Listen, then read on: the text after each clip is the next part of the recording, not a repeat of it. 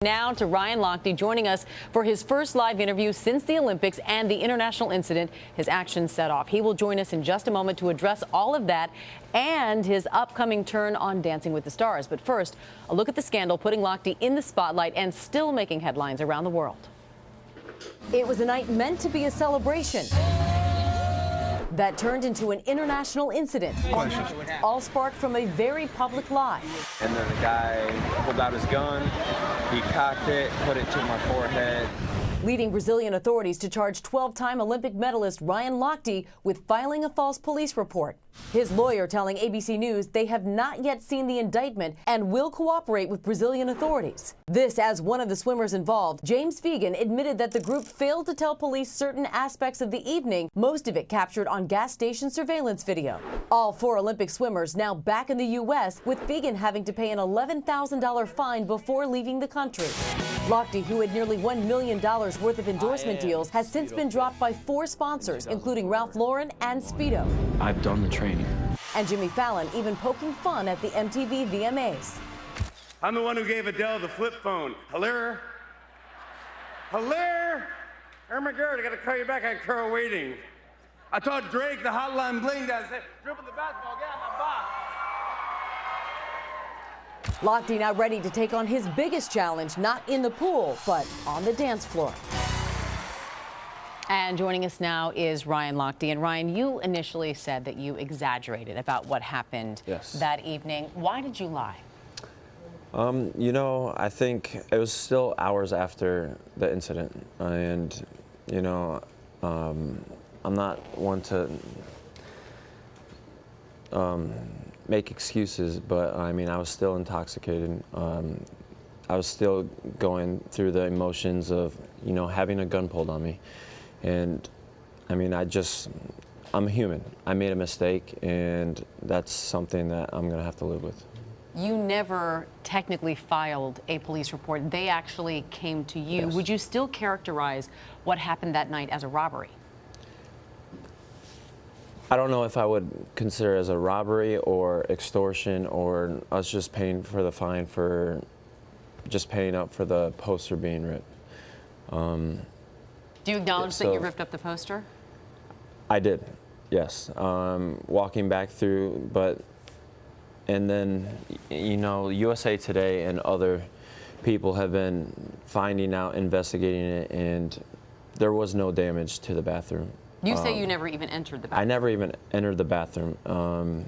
It was locked, so we couldn't go in there at all. So the story about me vandalizing the bathroom is absurd. It never happened. So what was the lie? What was the thing you told that wasn't true? The thing that I told that wasn't true was having the gun pointed to my forehead and cocked. That was over-exaggerated. But a gun was pulled but not pointed at your head? Yes. All right. How will you respond then to the charges recently filed by the Brazilian government? Will you go back to Brazil and face those charges? You know, I definitely have a great team, and they're dealing with it, all the legal issues, and we're just trying to get this over with. I mean, it's been dragged out way too long, and it's been, the media's taken this to a whole new level, and I just want to put this behind me and move on and move forward. And I think, you know, the rest of the world wants that too. I mean, we've been talking about this way too long, and there's other bigger issues that this world is facing. Your teammate James Fegan settled with authorities. He paid more than $10,000. Have you thought about paying him back since you took the lead on the lie, and do you plan on paying anything to the Brazilian government? Like I said, my legal team, they're dealing with it, and whatever happens, happens. And I reached out to Jimmy saying, I know you had to pay that fine. You know, it is my fault. I'm taking full responsibility for this, and I will pay that back if he will let me. What have you said to your other teammates? Have you reached out to them? I've reached out to everyone. I think that was something that was the most important thing that I did, because they mean so much to me. And when I found out that they were pulled off the plane and everything that's been happening to them in the media, like, that hurt me. And because I wasn't there, and I wanted to be there, and I wanted to help. I left on my own time. I didn't leave them for dry or anything like that. I left when I was supposed to leave for my flight. The authorities, they cooperated with me, like, everything was perfect. They said, congratulations on your gold medal, and I left. They didn't say you have to stay here or anything like that. So I've been really trying to be supportive and be positive for them, being like, I'm really sorry. I mean, that's all I can do right now. What about your mom? Your mom also got dragged into this. Yes. I mean, not much I could say. I mean, it's my mom. No matter what, she's gonna stick by my side. And did you apologize to her? Oh, I definitely did. Everything that she's done in my entire life, she's been there through thick and thin, and especially this. I just hate how this has affected my entire family and, like, the people around the world. No one deserves that, and I mean, I can't repay her for what's happened, but I mean, we're a family. We have to stick together. What do you say to people who say you've embarrassed your country? Have you? I mean, I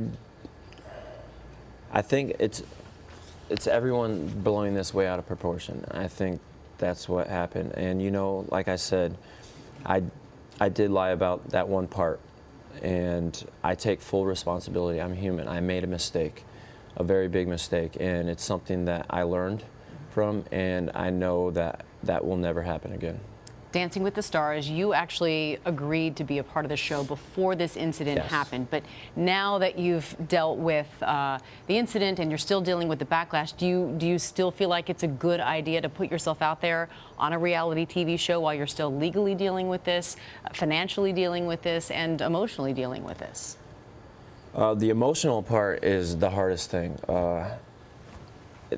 It's been, the past 2 weeks have been like the lowest point of my life, and it's been really hard, but like the fans, my family, my friends, they've all been really positive, keeping me going, and that's what I want to do. And this is perfect with the show because I want to put that behind me. I'm never the one to dwell on the past. I just want to move forward, and I want the whole world to move forward. I don't want this. I mean, everyone's got to be sick and tired of hearing about this. I know I am, and I just want to move forward and put on your dancing shoes. Put on my dancing shoes, right. Or at least try to. All right, Ryan Lochte, we're going to have much more with you in our next hour talking about Dancing with the Stars. Thank you for joining us.